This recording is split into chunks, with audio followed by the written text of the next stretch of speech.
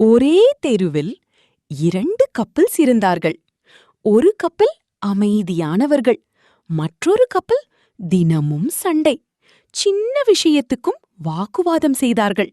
நம்மால சேர்ந்து வாழ முடியாதுன்னு கூட பேச ஆரம்பித்தார்கள். அடுத்த வீட்டில் இருந்த அவர்கள் இருவரும் இதையெல்லாம் கவனித்தார்கள். ஒரு நாள் அவர்கள் அந்த வீட்டுக்கு சென்றார்கள்.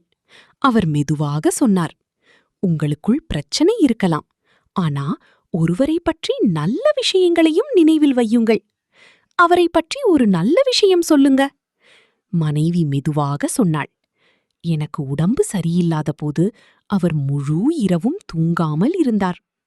அவர் மெதுவாக சொன்னார், அவள் கோபப்படுவாள், ஆனா என்னை யாரையும் விட அதிகமா கேர் பண்ணுவாள். சில நொடிகள் அமைதி. அந்த அமைதியில் அவர்கள் மறந்த அன்பு திரும்ப வந்தது. ஒரு உறவை காப்பாற்ற குறை சொல்லுவதற்கு பதிலாக நல்லதை நினைவுபடுத்தினாலே போதும்.